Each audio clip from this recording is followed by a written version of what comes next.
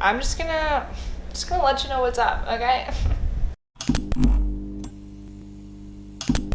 What is up, y'all? Welcome back. Or if you're new here, just welcome, okay? My name's Kirsty. This is my YouTube channel. As you can tell by the title, obviously, I'm gonna be giving y'all some good, really good tips and advice for college, whether you're like a freshman going into college or if you've been in college for like 5 years like I have. Just all around like good stuff. So we're just gonna get right into it. These aren't in any sort of like order of importance or anything. I'm just kind of just throwing them out there, okay? So just let's go. So my first tip is meeting with an academic advisor. I kind of like have a memory of this being mandatory, like my first semester of freshman year. Like you couldn't sign up for classes or something until you met with them. I don't know, that I could be wrong. I don't know. That was a long time ago, okay?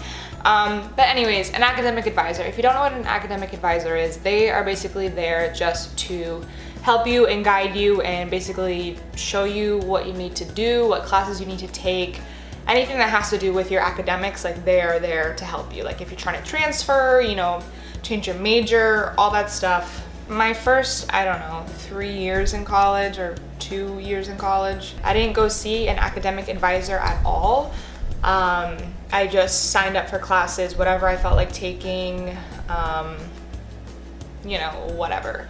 That was a bad idea because I ended up like pushing my core classes to the side, like the stuff that you have to take, like a math class and like a history class or whatever, like the stuff that you have to take.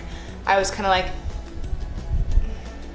I'll do it later. And I was taking classes that were like specific to my major, which I really shouldn't have been doing at that time. I should have been taking like my core classes.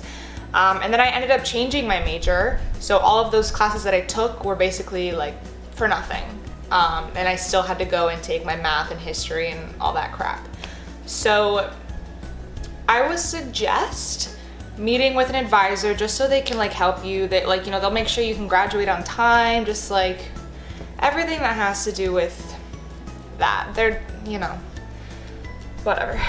So a lot of these are like pretty obvious. They're actually like really obvious, but you don't really think about it, or you don't, I guess, maybe put it into perspective and then like see the benefits of these things. So I'm here to help you. Okay, tip number 2 is try to befriend your classmates and your professor. First, let's talk classmates. Obviously it's good to have friends, duh. But say like you're absent or you miss a day, you can just like text your little classmate friend and be like, hey, what did I miss? Send me the notes, blah, blah, blah, blah, blah, you know, whatever. And then you also have someone you can study with come, you know, exam time. Now for making friends, not necessarily like friends, but like trying to make an effort to like get to know your professor, or like becoming acquaintances with your professor. I don't know. Basically, when you're in a lecture hall of like 400 plus people, like the professor doesn't know who you are, probably doesn't really care, you know, whatever. But if you go and like introduce yourself to them, be like, hey, you know, I'm in this class at this time, you know, blah, blah, blah, blah, you know, whatever.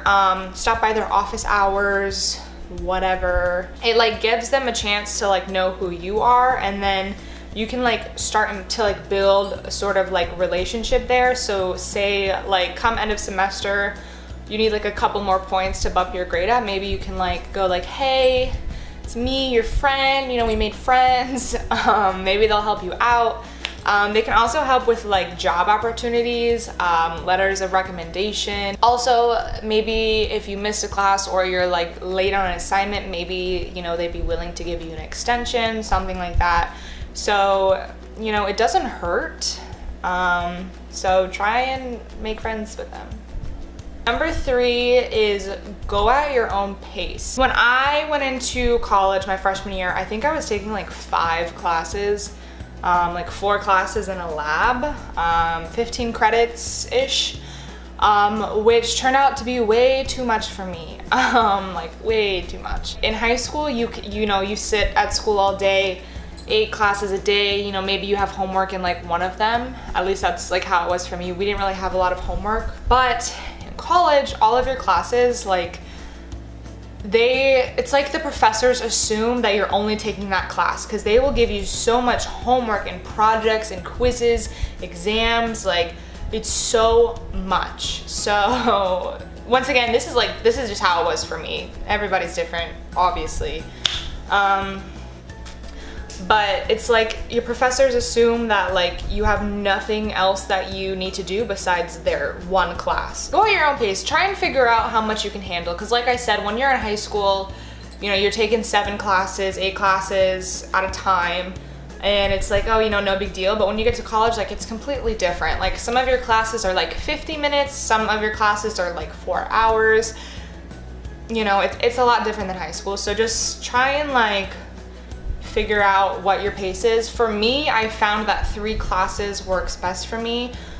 For the past few semesters, I've been taking 2 classes in person and then 1 class online, and it's been working out for me really well.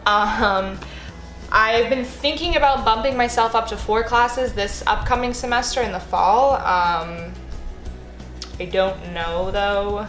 I probably won't. But yeah, so like I said, when I was a freshman, I was taking like 5 classes at a time. I would fail like 2 of them because there was just too much. Second semester as a freshman, same thing. And it kept going on, and I realized like I can't handle it. I'm weak. Also, like school isn't my thing. Like I have to work really, really hard to be successful at school. So it was just too much. Also, figure out kind of like how much you can handle on top of like your job, if you have a job, or like any other obligations that you have. For me, I did not have a job until like after I got to college, so like that didn't really matter for me. But like if you already have a job, or if you have other obligations or something that you have to do other than school, like keep that in mind when you're scheduling your classes, so you know you'll have time to study and like to sleep and like relax on top of all the other stuff that you're doing. Moving on. I'm like looking down at my laptop because I have my notes on there, so like sorry. So going off of the last tip number 4 is to manage your time, which this is easier said than done. When you're in college, you actually have a lot of free time, especially like if you don't have a job or if you're not on any like sports team or anything like that. You have a lot of free time. So like I said, in high school, you're there all day long, you know, like 7 a.m. to like 4 p.m. or whatever. So you're there all day long, and then you go home, and then it's like, you know, you do homework or go to soccer practice, whatever it is, whatever. But in college, there could be days like when you're only in 2 classes. So you have like, you're in class for like 3 hours, and then like you have the whole rest of the day. Or there might be some days where you don't have any classes, so you just have a full day to like lay in bed and watch Netflix, which is okay to do, but like you also need to get your work done. Like that's most important. All of this free time, like you need to use it wisely, like plan things out, like make sure you have like a schedule and things. Something that I like to do is like I'll set a reminder or like an alarm on my phone. So like if I like sit down to like watch Netflix or something or YouTube, whatever, like I'll set an alarm so it'll go off in like an hour, so I know like, okay, like that's enough, like get up and get your butt to work. Figuring out how to manage your time is like really hard, and like I'm still like figuring it out, but I'm trying my best. Tip number 5 is, this is of course if your college offers it, which both of the colleges I've gone to have, so keep that in mind. But take advantage of free tutoring. So it's literally free. That's like a good thing to take advantage of, especially if you're struggling in your classes. Like go get some help. My college has like free supplemental instruction and like tutoring sessions, and like just like tutors that you can just go and talk to at any time, like for whatever. So if your college offers that, I would definitely take advantage. I remember when I was in high school, I was studying for like the SAT or something, and I had to get a math tutor because I suck at math. And it was like $100 a session. Like, that's insane. So to have free tutoring now in college, like, you know, obviously you're already spending like $1 billion on tuition. So to like take advantage of that free tutoring is like, okay, so this one is another super obvious one. Like, this is literally so stupid, but it's just something that you have to do. So tip number 6 is actually go to class. Like, literally just go to class. Like, it's really not that hard. I used to never go to class. Like, I don't know. I really don't know what I was doing. Like, really. So for some classes, some professors, they make attendance not mandatory, so they won't take attendance, especially if like larger lectures, usually they don't really care about attendance because there's like 5,000 of you in there, so they're not gonna, you know, go name by name or whatever. So just because attendance isn't mandatory doesn't mean you shouldn't go. Obviously, go to class. Like, actually miss a lot of information when you don't go to class. Even if your professor like posts like the PowerPoint slides or the lectures online somewhere, you still like, you know, someone could ask a question and then that like helps you out. Can I help you?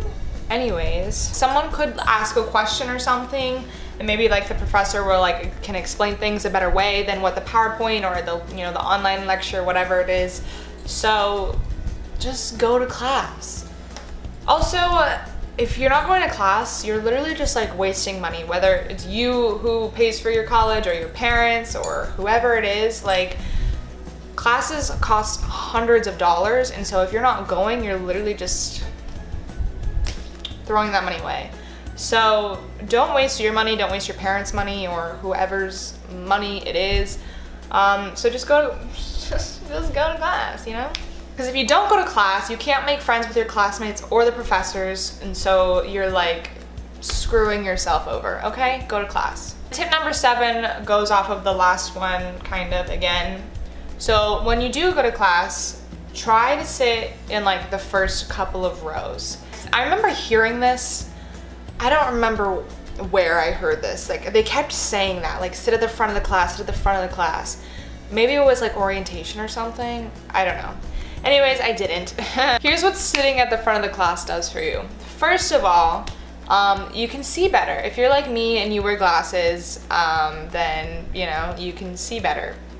But there's less distractions. Maybe it's just me, but like if I'm sitting behind people and like someone over here is like moving and someone over here is like doing something, like I'm just like looking all around and I can't focus. Also, I'm probably not like paying attention like if I'm way in the back. So I always try to sit as like close as possible. I usually sit in the second row just because the first row is like a little too close for me. Also, I know for me personally, like if I'm sitting at the front, I'm less likely to like be on my phone or something, just because it's like, I don't know, it's like rude, you know, like you're like right in the front of the class, like on your phone while the professor is like talking like right at you, you know? So it's just, you know, little helpful hints. And then you're closer to the professor and you can hear them better, and then they'll see your face and then you guys can be friends. So there you go. Also, if you're sitting at the front of the class, you're probably gonna be like less likely to like be chatting it up with your neighbors there. So I just think it's like completely like less distractions as a whole. So for my final tip, this is number 8. This is gonna be one that you probably don't consider or don't think about, or maybe you think you shouldn't do this. And that is to take time off if you need it. Take some time off from school, whether that's a year between high school and college, or you need to take a semester off, or whatever. You don't have to feel pressured to like complete school in 4 years. Like, yeah, that's like what you're supposed to do, but you know, if you're going at your own pace and you're only taking like 3 classes at a time, then it's gonna take a little bit longer than 4 years anyways. But like if you're going through some stuff, or if you're just like really overwhelmed, or you've got like some mental health issues going on. That's probably not okay to say, mental health issues. If you've got like, how do I say this? You need to put like your mental health first. So if school is just like ripping you to shreds and you just like can't handle it, like take some time off or like reduce your workload. Keep in mind that if you do take time off, you're most likely going to be pushed back for graduation, like, you know, however much time you take off. But I mean, mental health I think is more important than a piece of paper that says you graduated. Let me put this into perspective. My sophomore year of college, fall semester of sophomore year, I had a family member pass away, and so that was like really taking a toll on me. And I was enrolled in classes. I was enrolled in, you know, 4 or 5 classes, and I just kind of like stopped doing them because I just couldn't, I don't know, I just wasn't, I was like, I can't really do school right now. Like, I don't know. I was, you know, going through some stuff. So instead of taking that time off, I still enrolled in classes because I thought I would be fine, obviously. But I was still enrolled in classes and everything, and I ended up just eventually I stopped going. So I like failed everything. And then spring semester came around and the same thing happened. Instead of just like taking the time off to like regroup and like get my life together a little bit, I enrolled in a full course load, and then once again I ended up not going and failing everything.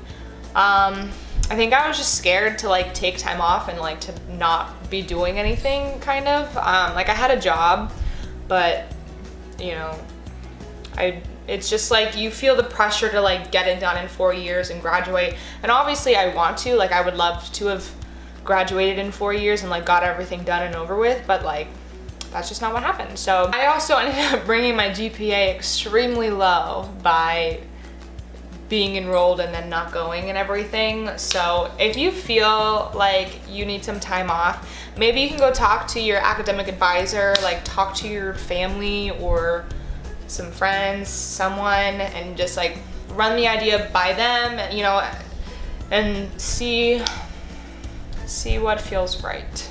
Okay. Also keep in mind, after you do take time off, it can be kind of hard to like get back into the swing of things. So also keep that in mind. Kind of weigh the pros and cons of why you would be taking time off. If you're taking time off just because you're lazy, then like, I don't know what to tell you. But if you've got like a lot of stuff going on in your life, then like, just chill, like it's okay. Okay, and that's all I got, okay? I gave you 8 really helpful tips, so if you don't take them and learn from them, then I can't help you anymore, okay? Thank you so much for watching. Hopefully this video was helpful. It would have been helpful for me back 4 years ago, so. Anyways, don't forget to give this video a thumbs up, subscribe down below, and I'll see y'all in the next one.